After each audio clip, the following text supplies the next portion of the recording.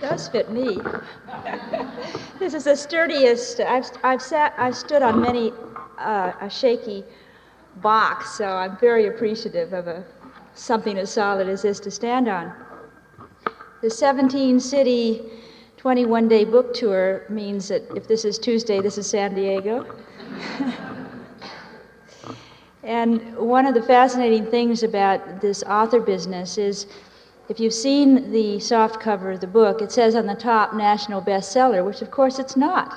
It just came out in the world. It's just a new baby as a soft cover. But it says something about the hopes and visualizations and con that goes into the aspirations of books. I had always thought when I picked up books in stores that said national bestsellers on it before that it really was. This is an expression of a hope, more than a fact. I want to just ask to get some idea of my audience, of how many of you have read the book, so that I'll know how many of you are already familiar with it.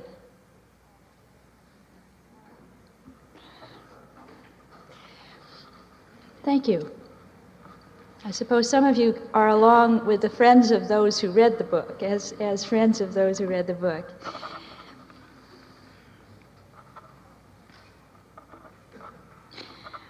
I had been fortunate in being professionally born, so to speak, at a time when the question of women's psychology as thought about by women was up for the first and only time in psychology. And this occurred because of the women's movement, and because I graduated from my residency in 1966, and as the 70s approached, for the first time, male experts on women got shy.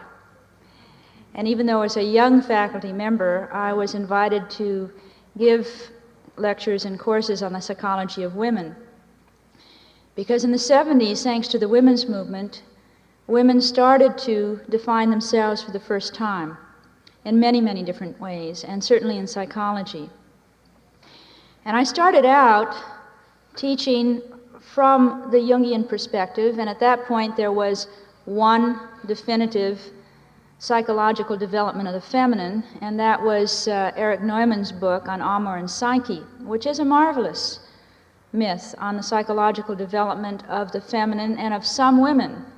But what impressed me as I thought about myself and about many other women I knew is that it didn't fit every woman. In fact, most psychologies don't fit every woman. Most psychologies have one standard model about what a woman is supposed to be like, and anyone else who deviates from that model is somehow not okay or flaky or weird or masculine or something she oughtn't to be. If it's Freud's theory, or if it's, Jung's theory, that I guess I consider myself a bit of a neo-Jungian, because Jung's point was that all women are by nature receptive, nurturing, people-oriented, and that if a woman thought well, had a spiritual side of herself, was assertive or goal-oriented, that if she did it well, she had a well-developed animus. If she did it badly, of course, it was one of those dreadful opinionated animuses that women tend to have. And so we end up with a feeling of what is okay that is feminine and what is not okay. And what happened in the 70s is that women started to appreciate each other and appreciate the strengths that were innately present. And at that particular time, I happened to be looking at the Amor and Psyche myth, which concerns itself with Aphrodite. And I wanted to develop a second myth that would describe the psychological development of women who start out achievement-oriented or start out able to be focused on something and then needed to develop their relationship side in order for their wholeness to occur. And so at that point, I looked into myths that would explain that and found the myth of Atalanta, who was very much an Artemis woman. And then I began to think about there being many more goddesses than these two, Aphrodite and Artemis. And as it would happen, whenever you get deeply fascinated by something, very often the information just comes to your door, that there is a synchronicity, a connection between what is inwardly meaningful and focused upon and the environment's presenting itself to you with information about that question. I think this is, parenthetically, something that is true for any of us that deal with people. That the people that, to look at who comes to your door, bringing what kind of problems, because very often who comes to your door represents the growing edge of your own psyche. So here I was, interested in the other archetypes, the other goddesses that were in women, and in my practice, I had walk in a living, breathing embodiment of the goddess Hera in her worst aspect. I had seen a woman some years before when she was a graduate student, and she had worked through some reasons for being in my office and had left, and some 5 years later she was now back. And she called saying she needed some help because she felt taken over by her jealousy, and she was turning into somebody she didn't even like. And as she described it, she had discovered some months before that her husband was having an affair with another woman. And since that discovery, she said, I can think of nothing else. I have been obsessed with her. I've tracked her down. I have her on my mind. I think about vindictive things I could do. And I've turned, as she described herself, I've really turned into a jealous bitch, and I don't like myself at all, and I can't seem to get away from it.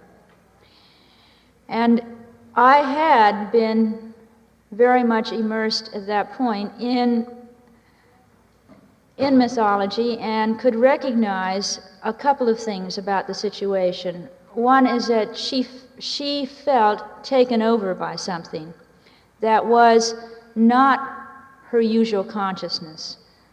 Secondly, and so typical of this particular archetype, she didn't seem to have a nasty thought about her unfaithful husband. She didn't seem to think about what he had done in lying to her and betraying her.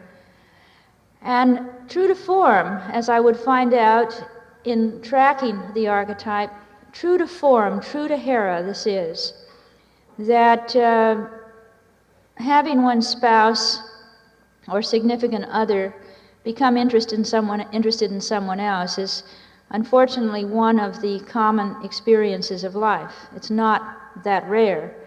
And there are different responses to it. And if the archetype is Hera, Hera was goddess of marriage in Greek mythology and is clearly archetype of the wife. And like all of the archetypes, they provide both the positive gifts of that archetype and the negative potentialities of it. Well, if a woman is to find the capacity to make a commitment, to bond over time, to be able to persevere in a relationship, to go through the hard parts and so to grow, she needs to have an archetype of Hera in her psyche in order to do that. And not every woman does.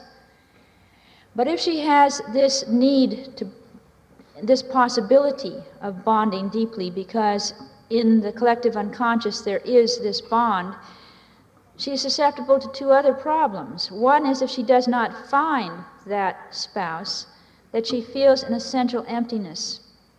Women have described feeling as if, in spite of career, in spite of success, in spite of friends, an essential emptiness without a relationship, without a committed relationship. I have seen women who live lives that another woman could live out quite satisfactorily, but they have trouble because this particular archetype is, in a way, like a goddess demanding her due. And the other side of it, of course, is the jealous, vindictive, what happens when the relationship goes wrong.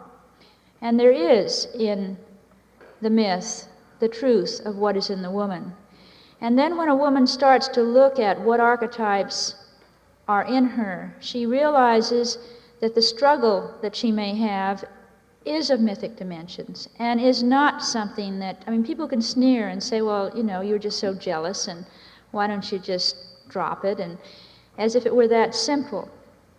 But to struggle with a goddess that has a grip on you is a very significant task. And it begins with knowing the goddess. And to start with, the human woman can start to look at the wrongness of focusing all of her hostility on the other person, on the other woman, instead of on the spouse. And when she starts to address what is the matter between them and dialogue with the spouse, then there is a shift of where the energy is, which is not to say that her struggle to get away from being caught in jealousy is going to be easy. And that's one thing about archetypes, is you learn to really respect what the struggle is. Well, Hera was the first goddess, so to speak, who walked into my office and declared herself as a symptom. And then, as I began to appreciate the power of goddesses, it became clear that there were many and that they existed in all women. It also, I might add, though I'm clearly writing a psychology of women, often the ideal that a man carries in his soul about what a woman should be like follows certain archetypal patterns, so that certain men recognize that they always fall in love with Persephone women, for example. Those willowy, young, receptive, and indefinite kinds of women that so easily accept a projection. Or some men are attracted to Demeter women who are so motherly.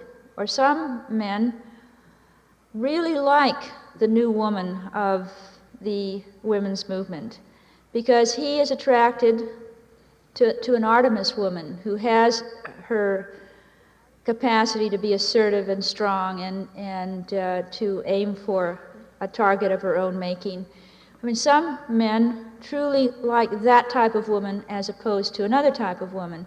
And so it's helpful for men, too, to learn what the goddess is in the women that attract him, in order to know, as women must know, about the upside and the downside of each goddess archetype that has a call on you. The other thing about goddesses as opposed to women is that a goddess is limited. An archetype never changes.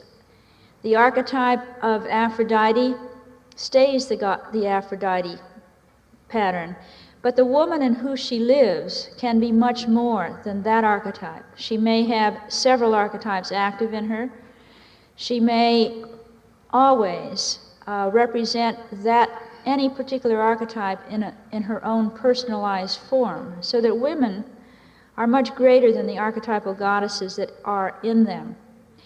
And given that I am both a Jungian analyst and a feminist activist, I ended up appreciating how we all, in this case women, but I will be writing about archetypes in men, but that we are caught between archetypes that act upon us from within and subtly or not so subtly define, direct our behavior, and the stereotypes, the expectations and limitations that are put upon us from outside. And so that we have the potentialities of remaining unconscious and being acted upon, or becoming more conscious of what is acting on us, and from that knowledge make choices that are more authentic or more relevant to us. And that's a help. The other thing that's helpful, and it turns out to me to be incidentally terribly important, and I didn't know it, is that I had started out obviously writing a psychology of women and using the archetypal goddesses as a way of describing different patterns of being and becoming in women. And what I have found that women have actually done with the goddesses is learn to appreciate what is sacred in themselves. That there's something about the goddess imagery that when one honors it, you honor that collective connection with something greater than yourself, and life can take on a sacred or an archetypal dimension. I think this is especially so for women who have not appreciated how closely they resemble the goddess Hestia, who is goddess of the hearth and goddess of the temple. Now, Hestia, along with Athena and Artemis, is in the category of the virgin goddess. And the virgin goddesses were by definition goddesses that were not paired with a male goddess, male god. And the way the word virgin was used in early Greek times, it really meant that here was a woman who did not belong to a man. Psychologically, Esther Harding described the virgin goddess archetype as that which is one unto itself. So that when a woman is in touch with that part of herself is one unto herself, meaning that she doesn't need anybody else's approval to feel whatever she feels there, that she isn't doing it because she wants to please somebody else. She is doing it because that is who she is. And those three goddesses represent that aspect in women. Obviously, the first two are much more one unto themselves in an obvious outer world way, while Hestia is equally similar, but in her anonymity and in her inward direction, it's not as clear. Artemis, goddess of the hunt and moon, carries that capacity in women that could be called the archetype of the sister. Gloria Steinem, who represents the women's movement so well, clearly embodies that sister archetype. In her mythology, Artemis came to the aid of women who were about to be raped, for example. She was the only goddess that rescued her mother a couple of times. And in her negative side, she, like the early women consciousness-raising groups, women were often merciless in their judgment. For example, in one of her myths, it's the myth of Actaeon, there was a hunter named Actaeon who was out with his dogs when he blundered into a hidden glade wherein was a pool where Artemis was bathing with her nymphs. And he didn't know any better but to gawk at this particular goddess. And her nymphs first tried to shield her, but because she is the tallest of the goddesses, that didn't work. And as he gawked at her, she was offended. And she dipped her hands in the pool, lifted up some water, and threw it in his face.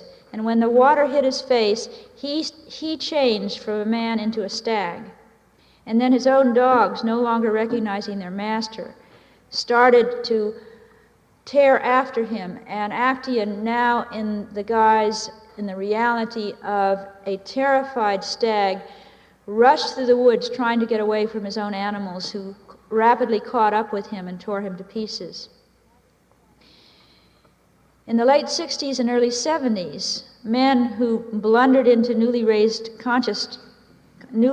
hostile conscious women who really started to know about how it was to be oppressed, and then reacted to the everyday chauvinism of a particular man in their lives, acted very much like Artemis at the pool, in suddenly turning on the man and seeing him in a negative light. And many a man felt like a beleaguered Actaeon.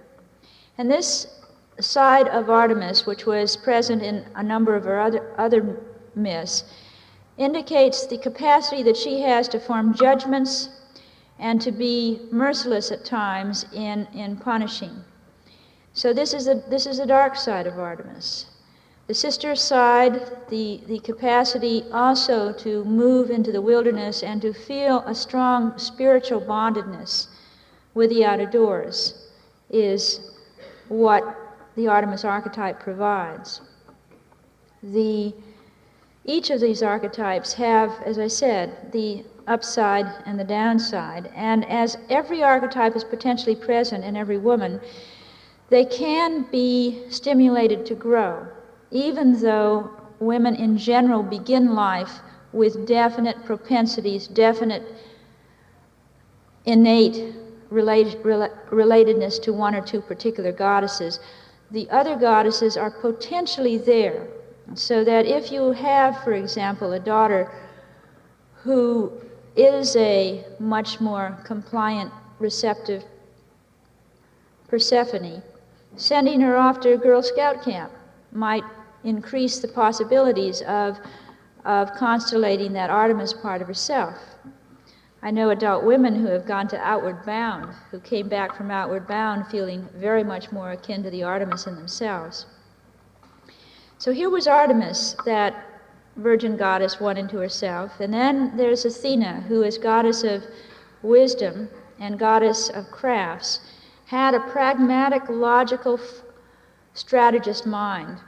And given the view of women as being emotionally, I think there was some character who said that no woman should be president because of her raging hormones, that some women are very much affected by their hormones, but other women are hardly affected at all.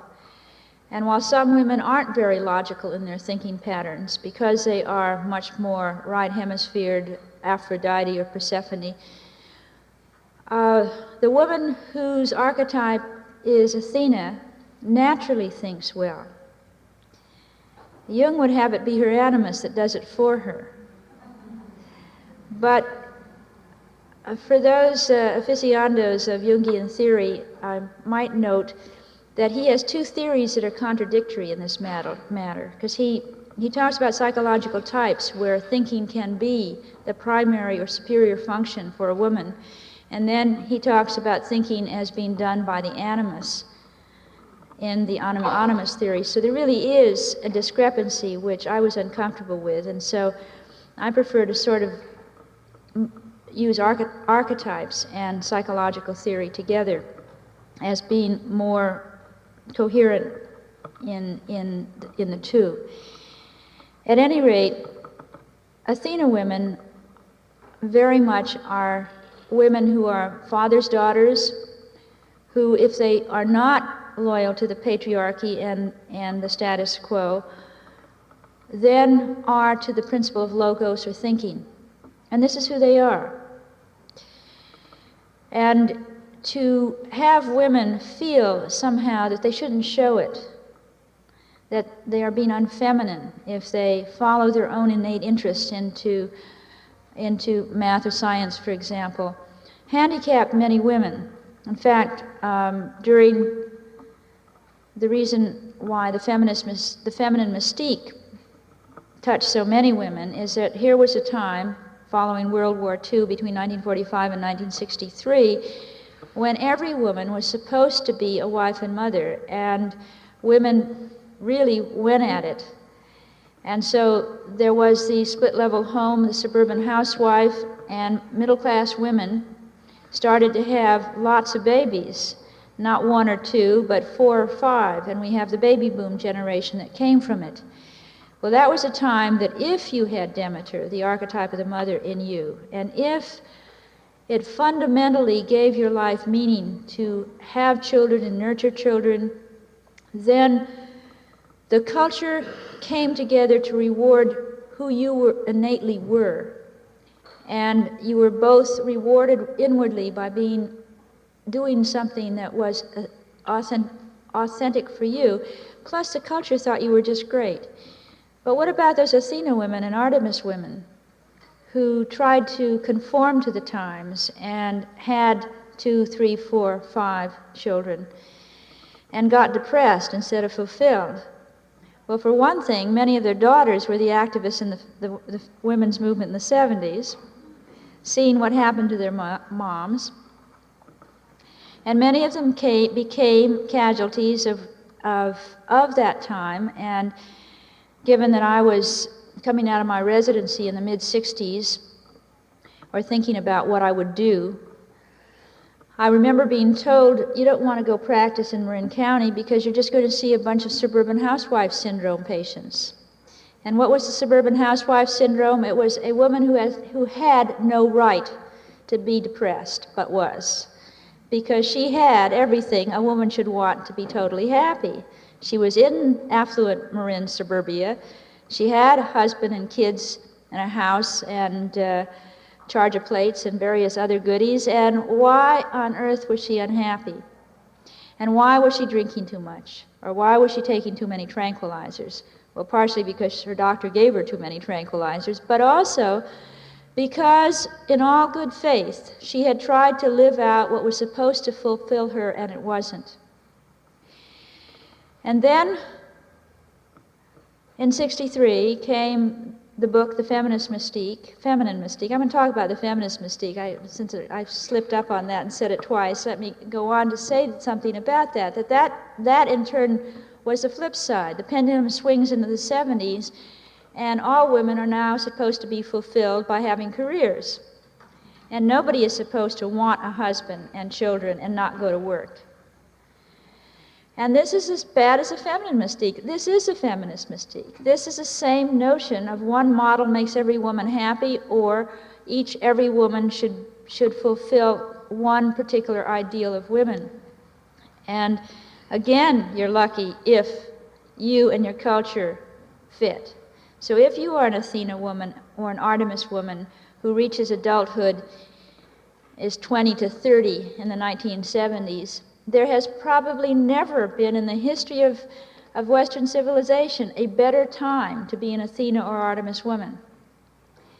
However, it wasn't a very good time to be a Demeter woman when people looked at you and muttered about zero population growth. You were being positively unpatriotic to want to have children, especially more than two. So that the pendulum in the culture swings as to what is in favor and what is out.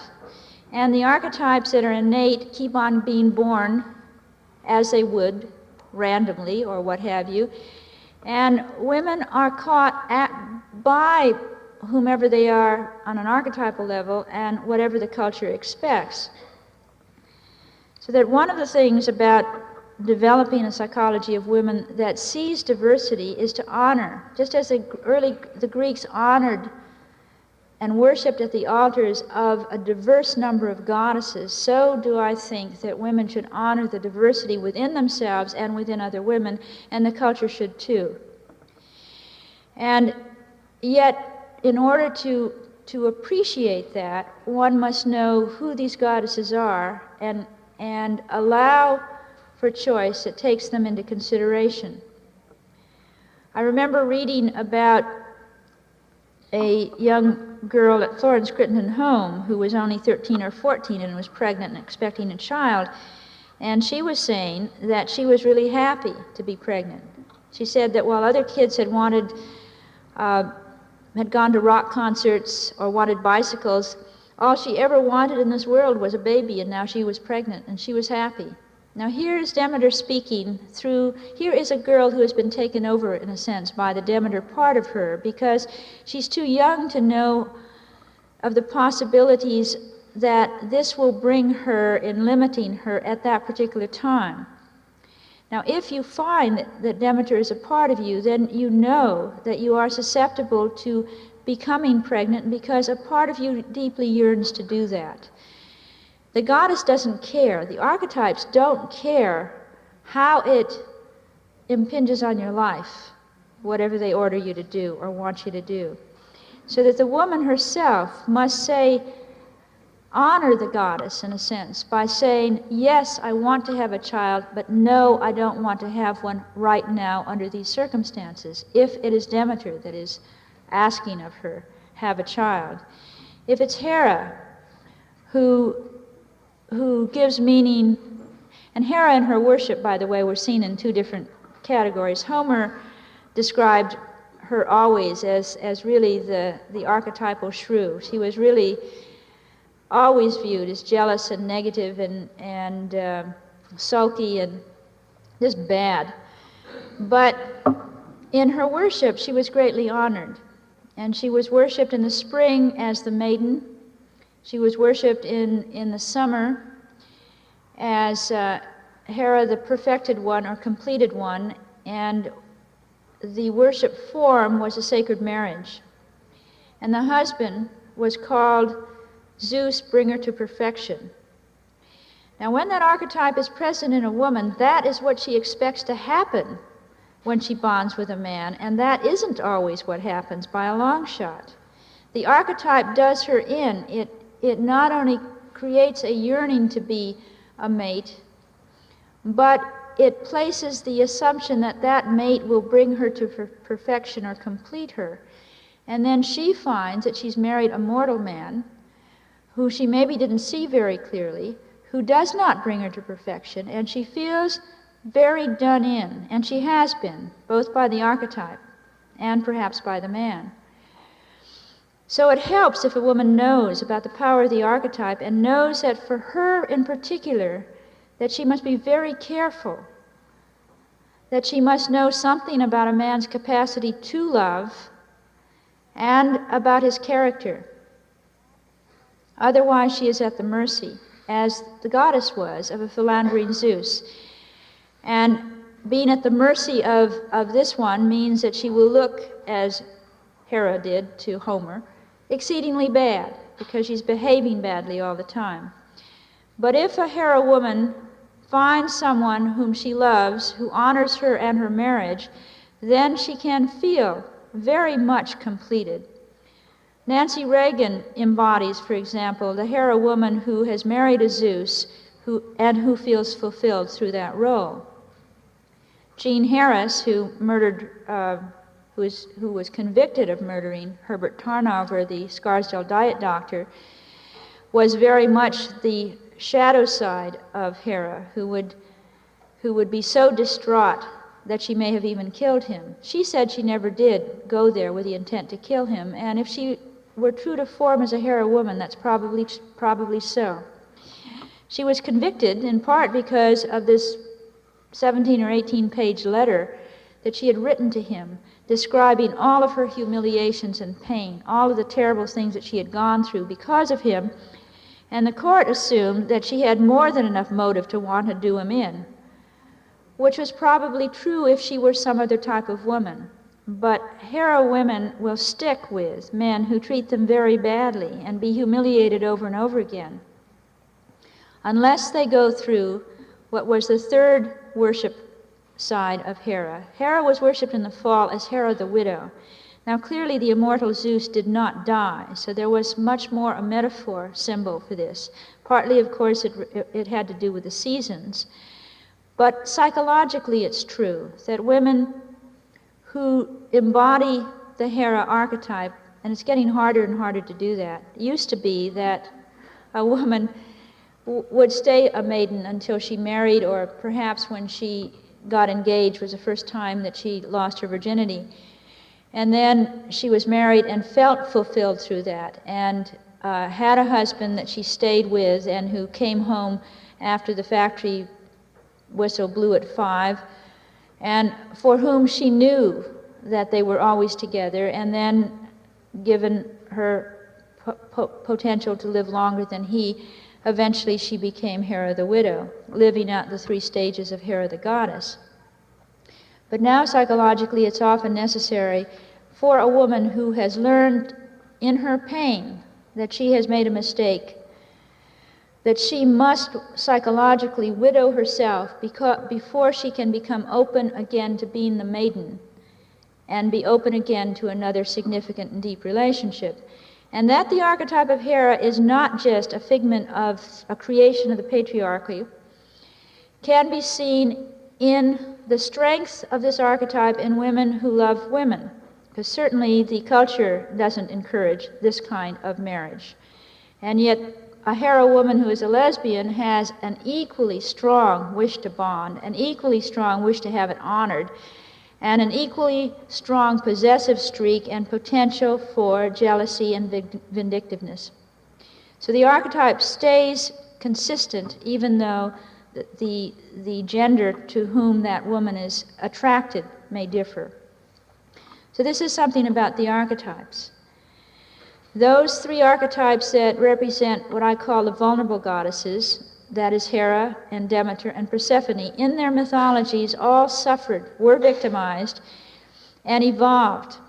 They had all of them had, for example, the myth of Demeter and Persephone is the abduction of Persephone, and it's about the abduction and rape of Persephone, the betrayal of Demeter and her depression that followed, but also the consistency in which she pursued getting Persephone back.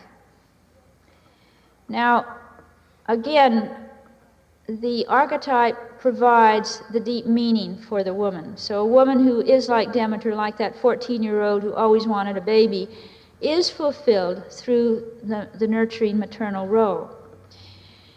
Now, biologically, a woman may be a mother, and that archetype may not be constellated. For me, I was very lucky in a couple of ways. For one, I was of the generation that didn't decide whether to have a baby, but had a choice as to when. And I think about the decision that women are making today about whether to have a baby or not, and I realize that I don't know, had I been born in a generation later, what my own personal decision was, because I did not have much Demeter activated in my psyche at that time. I wasn't anybody who, I don't think I ever babysat. I didn't pick up other people's babies and coo over them. I didn't always want a kid. I just thought it went with the terrain of when you got married, you had a child. And so when I got married, children came along with it. But what happened in my psyche was the Demeter archetype got constellated. In the pregnancy and in the nursing of my children, in the bonding with my children at a deep level, that archetype got constellated in my psyche and provided a bond with my children. Now, that isn't exactly merit. That is fortuitous chance based on archetypes, in a sense. Because I think about many of my patients who really realize that they, either as mothers or as children, that there was an essential missing bond between mother and child. That at some deep level, even if the mother went through all of the motions of being a mother, full-time at home, making the lunches, doing the picking up after school, taking them to all the many lessons and various other things, that in spite of the full-timeness of the mother in acting in the world, at the deep level, the archetype was not constellated and something was missing. I remember when the film Ordinary People came out, and how many of my patients who did not sense that bond with mother said, you know, that Mary Tyler Moore mother, that was what it was like to have my mother. And an appreciation of archetypes say, in a sense, that that is no blame to the woman who biologically, especially the woman who tried really hard to be the full-time mother, and yet the archetype in her had not gotten constellated, and so she couldn't do it. She couldn't feel deeply at some instinctual level. She could love her child, but at some instinctual level it didn't happen.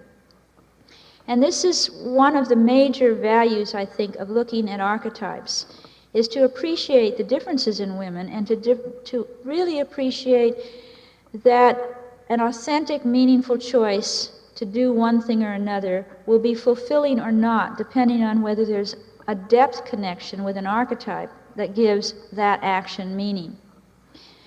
There are many women who, because of the women's movement, have been out rather successfully doing various things in the outer world.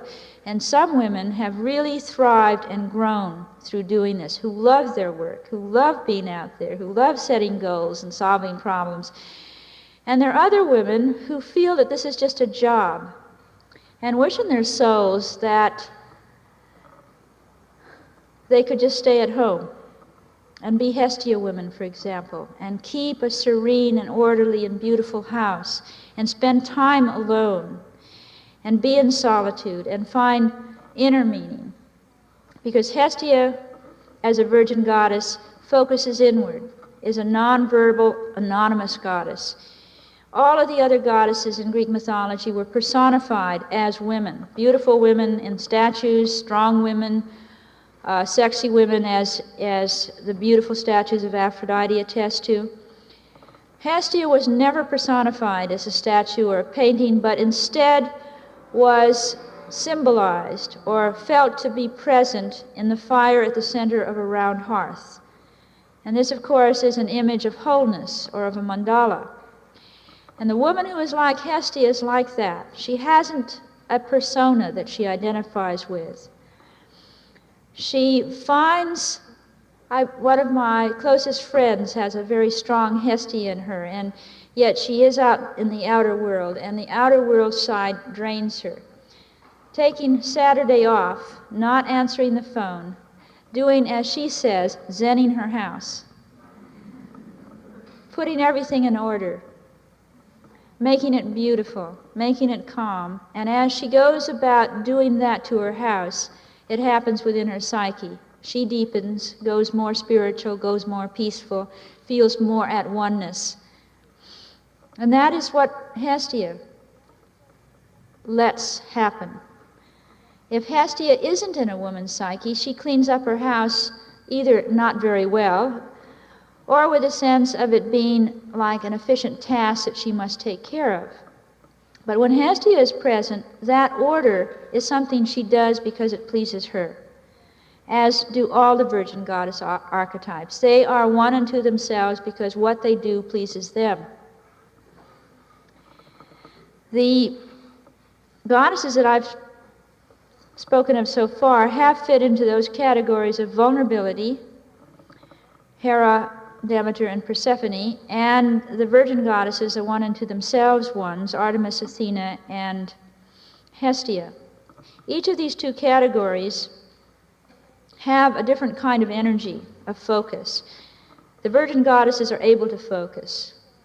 Theirs is a focused consciousness that can be as metaphorically similar to a spotlight or even a laser light that just focuses on what it's being directed at. Might as well dim out everything around you. That capacity to focus is what allows a woman to study, to write, to do in a concentrated way what might need to be done, especially in the outer world. Or it might allow her to meditate for hours at a time without difficulty in her focus in the inner world. But she can focus. That is an innate quality of her psyche that goes along with these archetypes. The women who are more relationship-oriented, more in the vulnerable way of Demeter, Hera, and Persephone, tend to have consciousnesses that are much more diffuse, much more tuning into the environment, much more picking up on cues around. It makes them able to often tune into how someone else is feeling, but it makes it difficult for them to focus on a goal of their own. I found that these definitions worked very well, that there were which Irene Claremont de Castillejo described, although she, like Jung, said that focused consciousness was something that men did or the animists did, and diffuse consciousness was a feminine trait. I could see that they were dimensionalities of human beings, and I know men who don't focus, but who are people-oriented and warm and feeling types and diffuse in their consciousness and feel like there's something wrong with them because they don't single-mindedly march. Just as women who are able to focus ended up feeling that there was something wrong with them, that they weren't tuned into everyone else's feelings and being empathic naturally all over the place, because each was being true to their own form, but different from whatever the culture said a man should be or a woman should be. But then I got to think about how there seemed to be a consciousness that was neither diffuse nor focused, that occurred in my office when I was involved in the therapy sessions and were totally absorbed in what was happening with my patient and how similar it was to the consciousness of artists or writers who were creatively engaged in their work. And that is, it wasn't diffuse consciousness. It wasn't just ready to pick up anything. It was focused on something, but it wasn't a limited focus. It was a broader focus. And not only that, what was looked at, what was visualized, what was felt, what was related to, affected the viewer. It was an alchemy, a two-wayness.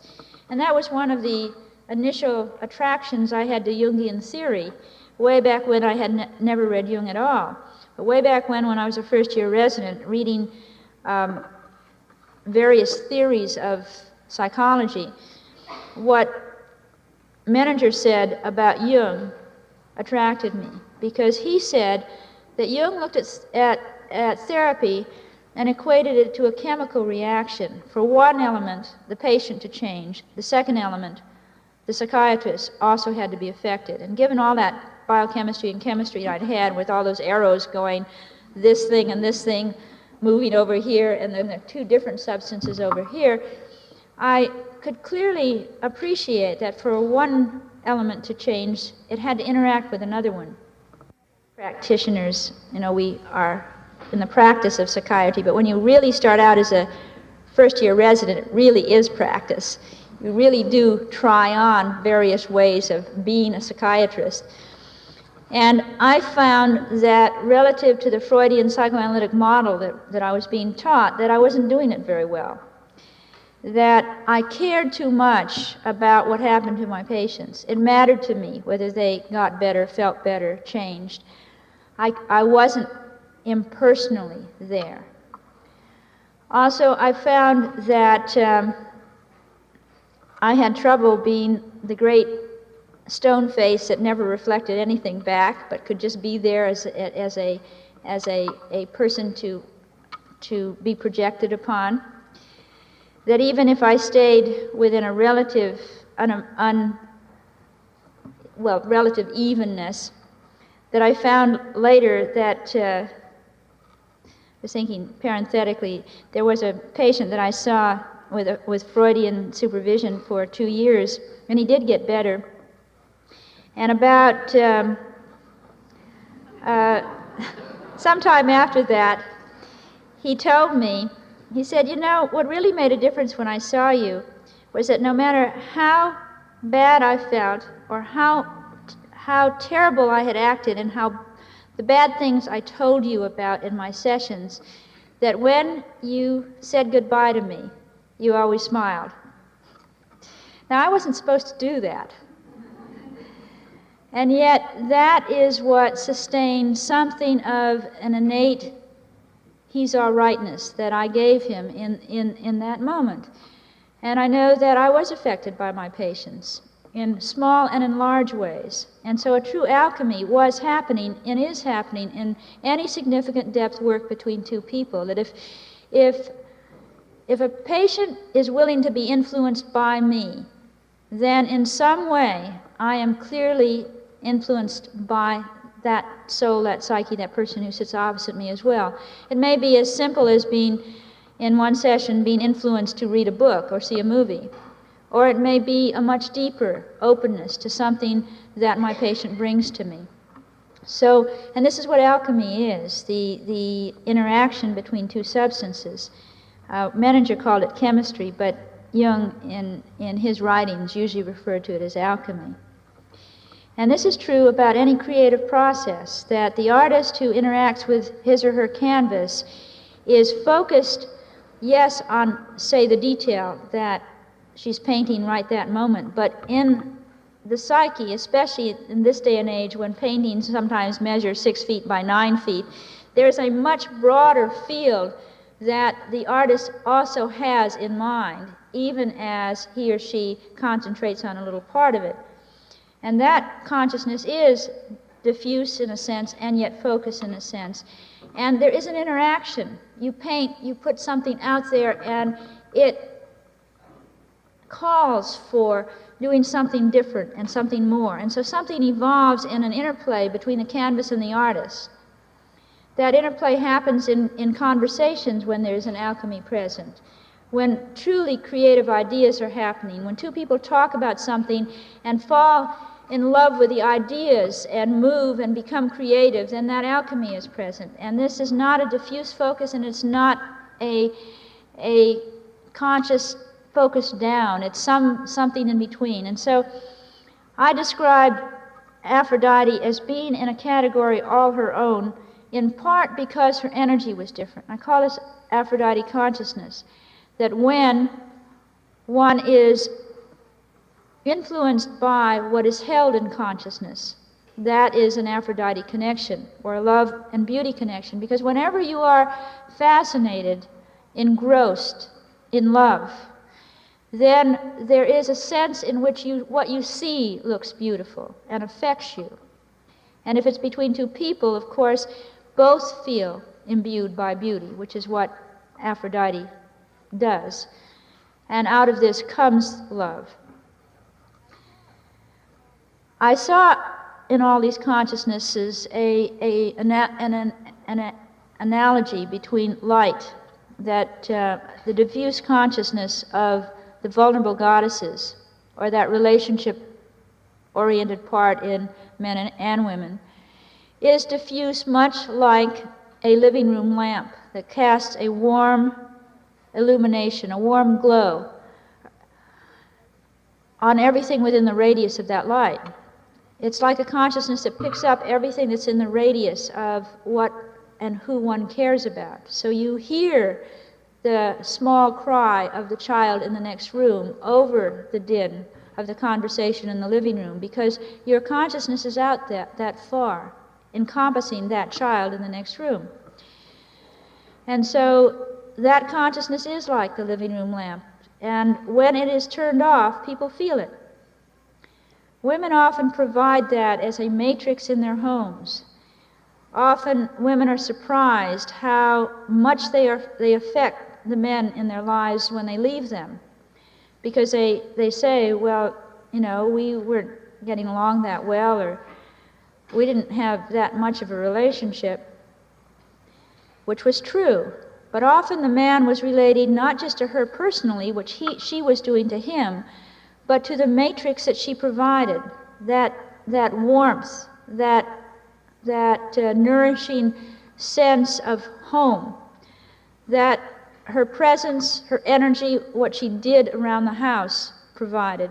And so when she leaves, it's not just the person leaving, but the matrix, which is the mother archetype, or the matrix of the mother, or the feminine. And that is very much that vulnerable goddess energy, the diffuse awareness that Irene Claremont de Castillejo talked about. And then there is the focused consciousness that I spoke of as being like a spotlight or a laser light. And then there is the light of Aphrodite, which I found most like the kind of light that you see when you go to a performance and are really engrossed. You watch the drama on the stage, and it's not that you're doing a pinpoint focus when you are taking in the drama on a stage, or when you are listening to a symphony. And yet it's like you are totally focused on what is lit up in front of you, however wide it is, and you are affected. If it's good theater, if it's good music, it affects you. You are affected by it, and actors speak of being in rapport with their audiences. So when they are performing and have a sense of rapport with their audiences, they feel the energy coming toward them from their audiences. And a psychic, a woman who studied psychics, Shafraga Karagula, in a book called Higher Creativity, said that what psychics saw when an actor was on stage doing something really well, there was an arc of energy that went from the audience to the actor and surrounded the actor, so that his or her aura was huge. And then when, at the end of the performance, the audience clapped, the psychic would see the energy going back to the audience and would see the aura of the actor going down to a normal size. So that is something of that interactive Aphrodite energy that happens between an audience and an actor, that happens between two peoples that are attuned to one another and in the moment totally engrossed. And there's also something about the apperception of time, that in Aphrodite consciousness, when alchemy or creativity happens, one goes into Kairos time, that participation in time, that timeless time that provides a sense of timelessness, or time sitting still or standing still. You know, when you are with someone you're in love with, time does funny things. It either lasts hard, it seems like an hour lasts for a minute, or that it lasts and lasts. Time gets distorted when Aphrodite is present. And of course, Aphrodite might as well fit into a category all of her own, because she was clearly not virginal, in that her whole mythology was about love affairs. But she also was not vulnerable in her mythology. She was never victimized. She picked and chose. And she also was affected in that Aphrodite had children with her mortal lovers and with her Greek god lovers. So she was affected and changed by the interchange. And this is true of Aphrodite. Now, Aphrodite as a goddess is probably the only goddess of the seven who has not fully been allowed to be in this culture, because ever since the Judeo-Christian religions came in, Aphrodite has gotten a very bad name. And if you are an Aphrodite woman, it may, or if you have the archetype of Aphrodite activated in you, heaven help you if it occurs at puberty, which it does for many young women. It's like at puberty, very much like the myth of Aphrodite herself. I mean, there are two ways in which the archetype of Aphrodite can be constellated, just as there are two myths about her origins. In one story, the lesser-known one that Homer writes about, Aphrodite was born in an ordinary way as a child conceived by Zeus with a sea nymph named Dione. Homer wrote that story, and nobody else elaborated on it. The one that is far better known is a far more bizarre story. In this story, which goes way back to the struggle of the first and second generation of gods, Uranus, who was Father Sky, well, let me give you a little bit of the genealogy of the Greek gods.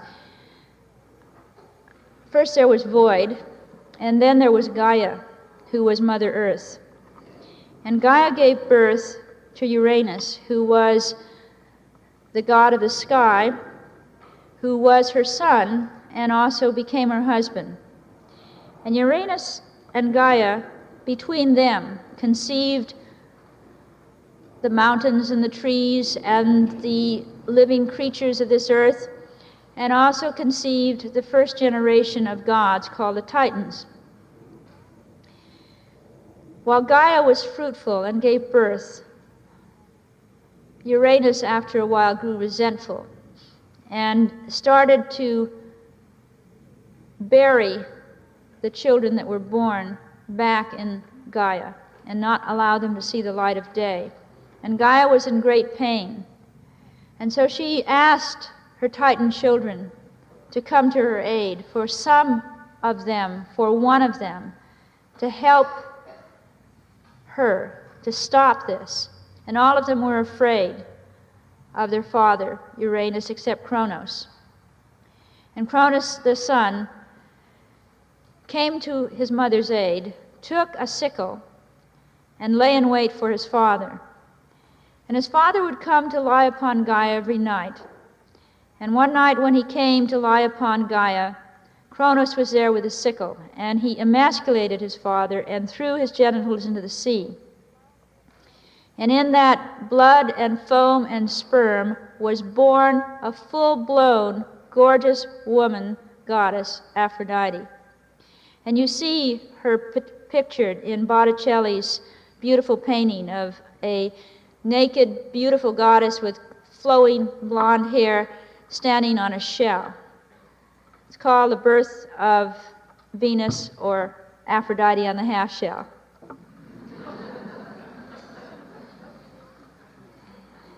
And that is how Aphrodite seems to be born in many young pubescent women.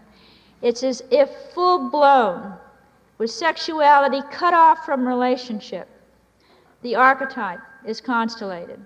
And at 13, 14, and 15, a young woman with Aphrodite running in her instinctually wants orgasmic sex, wants to be held, feels sensual, and gives off that kind of message. In a culture that views a woman of this age, or any woman who has sexuality that she wants to live out, as being promiscuous, cheap, what have you. And so almost all of us have known in our high schools and junior high schools of the few unfortunate Aphrodite girls who lived out Aphrodite and got taken advantage of by half the boys on campus, so to speak, who would use her and put her down. Because this is not a very good archetype to have activated when you're very young, unless you have perhaps Athena as part of your psyche as well, and can strategize a way to keep yourself out of trouble. One woman that I know realized on her first and second dates when she got into heavy petting about how volatile the situation was for her. And given her religious background, and given that she was a very sensible person, she felt that she needed to stay away from boys for a while. And so, being bright and having a lot of Athena in her, she persuaded her parents to send her to an all-girls school, which helped. Now, the second way that Aphrodite is born resembles very much Homer's version of it, born within an ordinary relationship. Many women who are predominantly other kinds of goddesses, Hera or Demeter, for example, are not sexy ladies. Hera wants a husband, and Demeter wants a man to make a baby with her. And both of them are sexual because that goes with the marriage, or that goes with how do you make a baby. But they don't feel sensual and sexual. There is a missing Aphrodite quality until Aphrodite becomes activated. And often this does happen in women. This is true for Athena and Artemis and Hestia women as well, that they are who they are, and they may have relationships. Artemis, for example, may participate in what could be exploratory or recreational sex. I mean, she is interested in experience and exploration, so she might have sex to see what it's like, and not be particularly sensual about it. And Athena might feel that this goes with being an attractive woman, and she might learn technique and do it very well, but at some instinctual level, she is not an Aphrodite until within a committed relationship, within a deeper relationship, maybe because she's older, maybe because it's safer, maybe because she just has sex more. At a certain point, it's possible for Aphrodite to be constellated, and once it is constellated, a woman knows it and feels a sense of her own embodiedness and her own sensuality and her own sensuality. So that second birth of Aphrodite is a way for many women to know this particular archetype. Well, these are the goddesses, an introduction thereof. And I think that what's helpful often is to get a glimpse of the goddesses, to get some idea of what goddesses exist in you and in the significant women you know, and as a system to describe oneself. It's often very helpful because it allows women to understand why they differ from one another. I think for me, having an Athena-Hera mother predominating, and for me to be more Artemis Aphrodite, that there were many times when I really didn't feel understood, that the intensity to which I felt something, got riled up about something, got emotional about something or other. I mean, the Athena mother cannot quite understand why her daughter would get so involved, passionate, concerned. And so there's a basic lack of rapport, say, around something like that. And most mothers and daughters find that when they can see why it is that they are different, that some misunderstandings that are really based just on having different archetypes then are understood and respected. I found that even though I've obviously spent a lot of time with these goddesses, and even though I've developed the way of looking at women through these archetypes, that because it is mythologically based, that I keep learning, that I'll think about a particular myth, one that I may have even developed in the book, because that myth suddenly becomes relevant to something I'm doing now. And I will end up thinking more about it, amplifying it more, much as you do when you have a significant dream. Say you have a major dream a year ago, and you really go into it, analyze it, and think through it, and have a sense of it. But if it's a significant dream, you don't forget it. It comes back to you at another time, and you look at it from another angle, and you deepen the understanding of the meaning of that dream. Well, this is true for archetypes too. If you identify with one of the goddesses, and you get a sense of what it means to be like her, lo and behold, you think you really have it, and then you get further down the line in another situation, and you realize yet another facet of that particular goddess. So that I find that as a psychology, that it is a very rich way to explore and know and essentially to grow, that to appreciate that there are at least 7 patterns to grow into, and to know that at certain phases in our lives that we live out certain ones that are strong, and then often at midlife, often even later. I mean, what I'm hearing from women, for example, who have been overly responsible, Demeter, Hera women, and then moved into a career and work, I'm hearing from women in their 60s about how they are discovering playful, receptive Persephone for the first time. All of the goddesses are potential in all of us, and one of the exciting things about growing is to grow into a new one. So I hope that I've introduced you to the idea of these goddesses, so that you have recognized the ones that are active, but that you also begin to appreciate the ones that you have yet to get acquainted with. Thank you.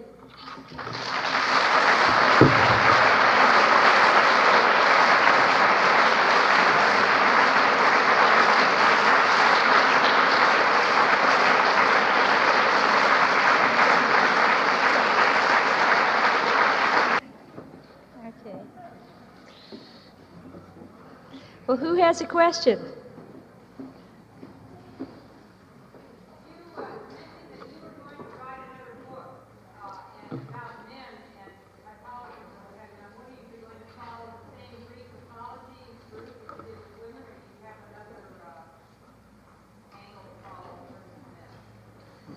The question was about the next book that I might write. And I have just signed an agreement to write another book that tentatively will be called Gods in Every Man. And I don't know how it's going to be. That I don't start out, well, I start out with some idea of what I'm going to go about, but I find that it really evolves in the writing itself.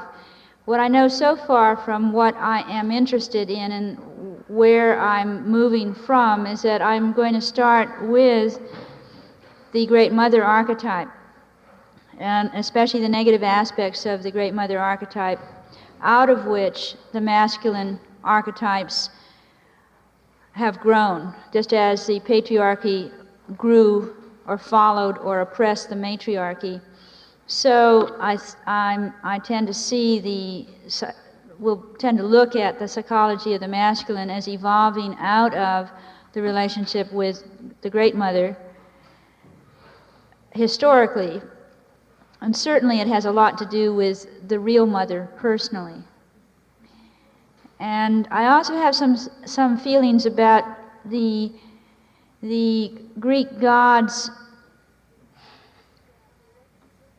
in that that there was a prediction that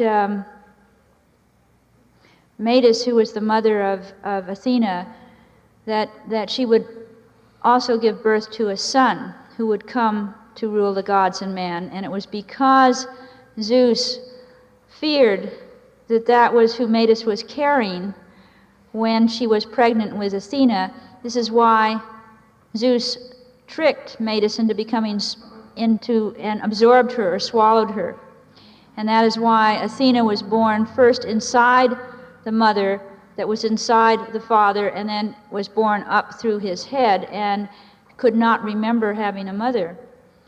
I think about the son that was not born as an archetype that may have already evolved or may be in the process of evolving. So that's sort of the way,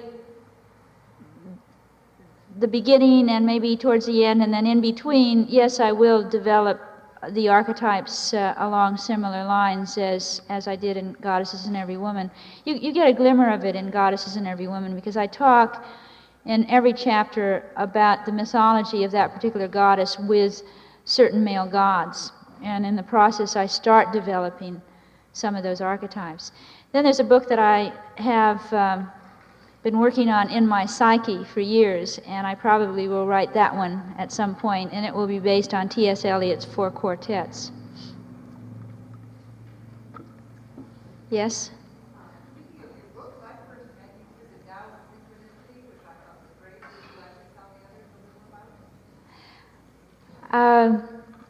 Thank you. My first book was called The Tao of Psychology, with the subtitle Synchronicity in the Self.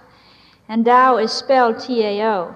I remember when I told my mother, who isn't into this mystical side of things, as I may have mentioned, the title of my book, she initially thought I was going to write the Dow Jones of psychology. And it is about meaningful coincidences and its everydayness. You see, Jung introduced the idea of synchronicity in 1951 about meaningful coincidences, and his 2 writings on it, especially his definitive work called Synchronicity and a Causal Connecting Principle. It's such heavy-duty reading. I mean, Jung is never light reading, but some of his stuff is heavier than others. And his definitive work on synchronicity is one of those heavyweight articles or monographs that were in part responsible for keeping it kind of an esoteric idea. Well, things have changed a lot. Synchronicity is much more common. I mean, when I wrote The Tao of Psychology in 1979, synchronicity still was an esoteric word, but now I see from my kids that synchronicity, the record album by The Police, has been #1 in the past, so it's very much a common, ordinary word now. But it is a book that is a combination of Eastern philosophy and Western psychology, as well as a everydayness of synchronistic events and how to use it clinically. And in about 100 pages, because I said all I had to say about synchronicity in less than 100 pages. Yes? Doctor, I read your book, I enjoyed it very much, and the question I like to ask you is, in your opinion, which goddess has the best sense of humor? Which goddess has the best sense of humor? It's been said of the women in the women's movement that that's one of the things we lack, is a sense of humor. That's a very good question.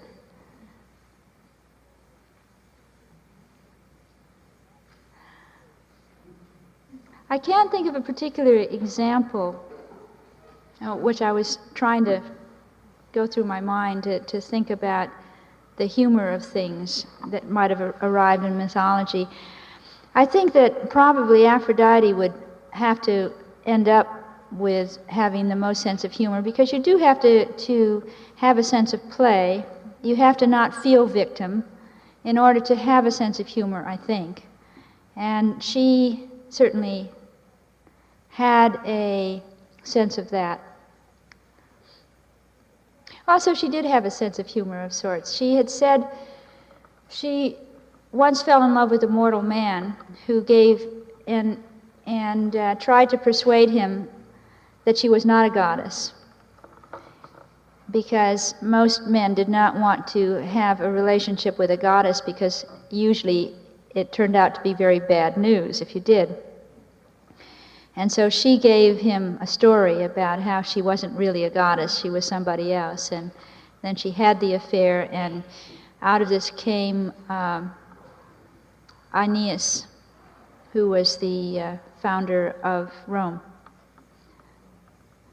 That isn't to say she had a sense of humor, but anyway. Speaking of feminists and senses of humor, the embodiment of Artemis is very much in Gloria Steinem, and she is a beautiful person as well as looking beautiful. And she's often asked why she hasn't ever married, and she has had long relationships with men, but she has answered that one when she's asked, "How come you've never married, Gloria?" She says, "Because I don't mate very well in captivity."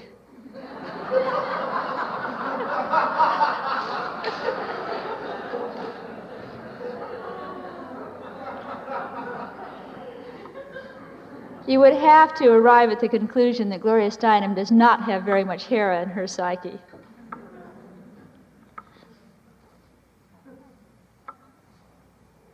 In fact, I might expand on that some. Whereas Hera would find committed relationship, marriage, a means to fulfill herself, to be fulfilled, to be complete, to be whole, Persephone would find marriage often to be death or captivity or an abduction, so that different women react to marriage differently. Often a Persephone woman who seems to get persuaded by the ardor or intensity of the man to be married, and it's like she marries crossing her fingers. Some part of her doesn't make a commitment, and once she's married, she starts to view herself as often being in the scenario of Beauty and the Beast. And guess who's the beast? That man who loved her and wanted to marry her suddenly is seen through the eyes of Persephone, the abducted one, as very much the beast. And there are some real difficult relationships that work through that particular phase or don't work through that particular phase, because marriage as completeness and wholeness versus marriage as death and abduction are the two archetypal levels in which women respond to marriage.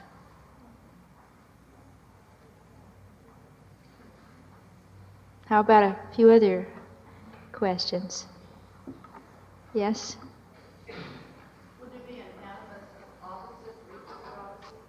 Like Aphrodite, Bolen, or Mars? Well, each of the goddesses is asked about the animus side of the goddesses.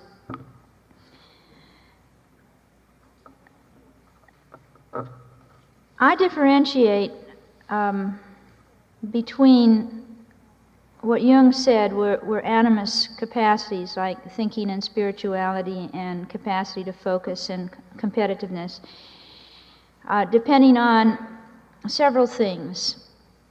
For one, it depends on whether it comes naturally to a woman. If to think well is her first nature, then that is her Athena in her. But if one is like a vulnerable goddess predominantly, then to develop the capacity to think impersonally, to think strategically, often doesn't feel like a feminine side of that woman at all. It really feels like she is sort of allowing I think of women who've described their animus as almost a lawyerly litigator that they have to sort of invoke in themselves when they have to negotiate something. It feels very much not I, not feminine me, but animus. And so there's a subjective side, and even for me, having a very strong Artemis-focused attention and a pretty decent thinking side, there is still a difference that I subjectively feel when it feels like my animus, not like a feminine archetype in me. partially it has a feeling of the not I element, and partially it is involved in power.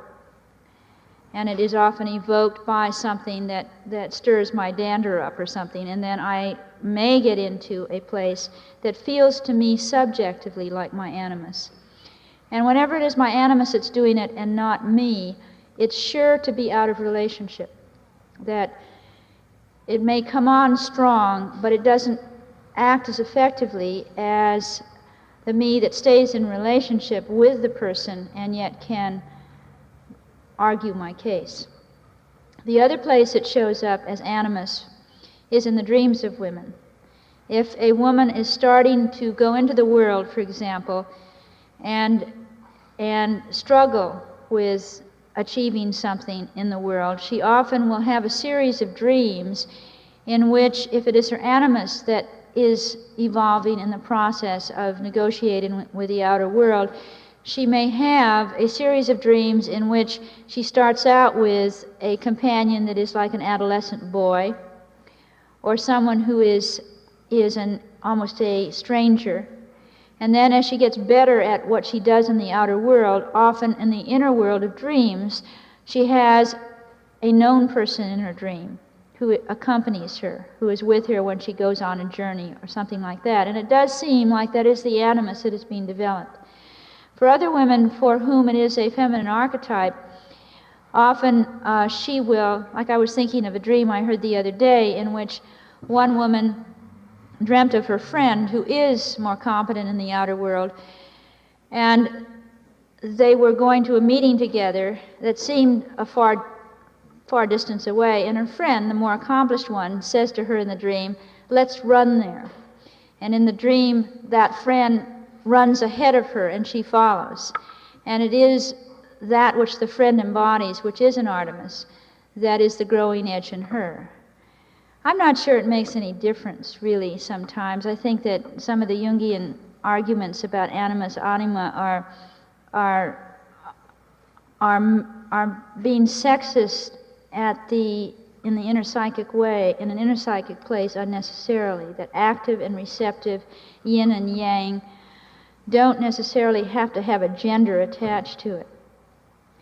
That for many men, for example, who are by nature receptive or creative or artistic or what have you, that as first nature, that developing the assertive side of themselves is a similar situation than a woman who is much more naturally related and has to develop the other side. So it gets confusing to always put genders on what are human qualities. Yes? Do you think that different ages of our life, we are dominated by different goddess images, or is it a consistent thing that we're just not as aware of some of the different ages in our life? The question is about the stages of life and different archetypal patterns. Here again, there's a lot of variation. There will be some women who, see, all of the archetypes have the potential of development. And so, for example, an Artemis woman who in her first half of life was very much the goddess of the hunt, in aiming for targets, in that sort of thing, and being a very extroverted person, might in the second half of life tune more into the goddess of the moon element, which is more reflective, seen by reflective light of moonlight. One spiritualizes or sees in a different light experience, and often an Artemis woman can become spiritual and philosophical in the moon phase of that same archetype. And Athena, who might be the strategist in the business world in the first half of life, might develop her goddess of handicraft in the second and move into weaving, for example. I mean, Athena was the goddess of who could really weave beautifully. And many women I know who are Athenas have actually literally taken up weaving to get into a much more contemplative space.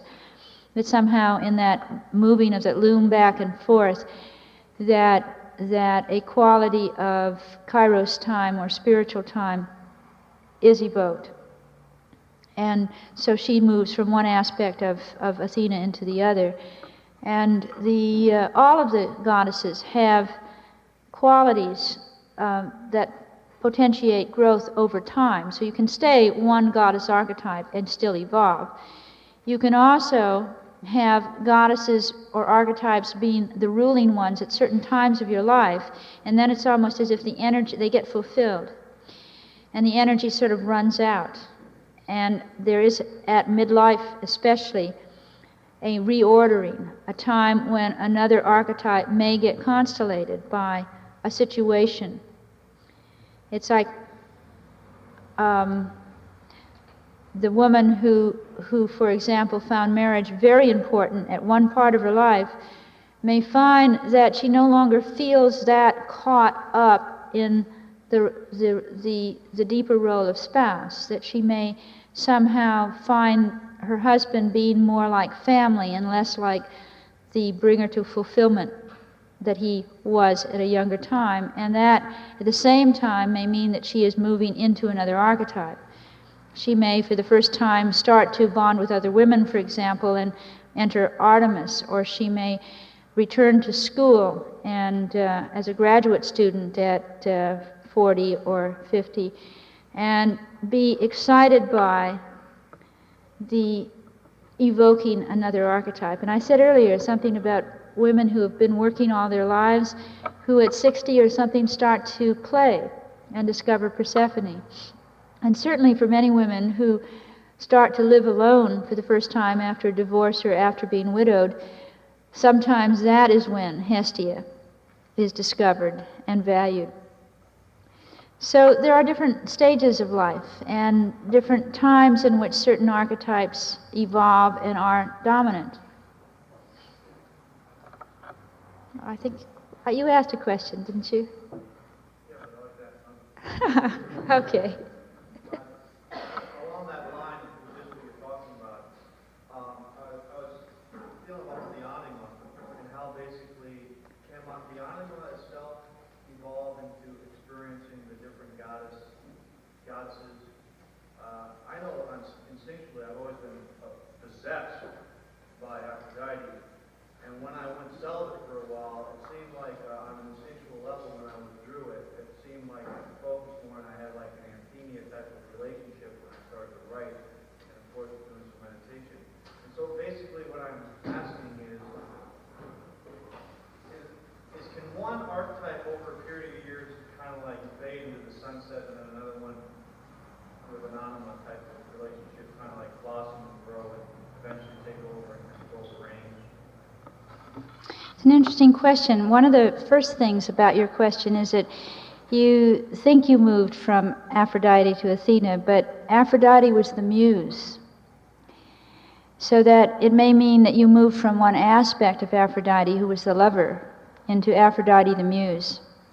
Because writing, especially poetic or any image writing that comes from the image side, is, Aphrodite was the goddess muse of all the poets and artists and things like this. So I'm not sure you really changed archetypes.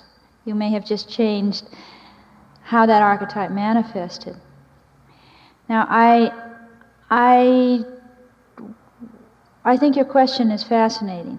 I don't know the answer to that question as to whether men change from one goddess archetype as an anima ideal to another. I know that men, as they become more conscious of the anima, stop projecting it onto women and more live it out themselves. Now, whether they change is an interesting question, and I thank you for stimulating it, but I don't know the answer. What are some of the ways in which Hera can widow What are some of the ways in which Hera can widow herself? Well, one of the sources of one part of that article, that chapter on Hera, one of the major sources was an article by Murray Stein, and in which he was talking about the sons of Hera as being the potential for the animus of a Hera woman to be developed. And one of them was Hephaestus, who was or Vulcan, the god of the forge. And I think there's something to that a Hera woman in her grief and in her need to let go and detach, might put some of the angry rage into creative work. Because Hephaestus was the rejected son of Hera, who ended up being the only god who worked. And he had his forge under a volcano, and he had every right to be furious, because he was thrown out of off of Olympus, either by Hera or by Hera and Zeus. And instead of then just becoming volcanic and rageful, he used the fire of the volcano to make beautiful things and armor out of metal. And I think that's one way that Hera women make a transition, is they put energy into creative things. Another very helpful way to change is to develop Hestia, that to especially sit Zen meditation, for example, or any kind of meditation, because it's essentially a practice in detachment. And a Hera woman can be terribly attached to a man long after he thinks that he is completely out of her life. She still is bound to him. So anything that helps detachment, and meditation certainly helps, creativity helps, and then the potential for a new relationship being there once you get detached is also one of the ways.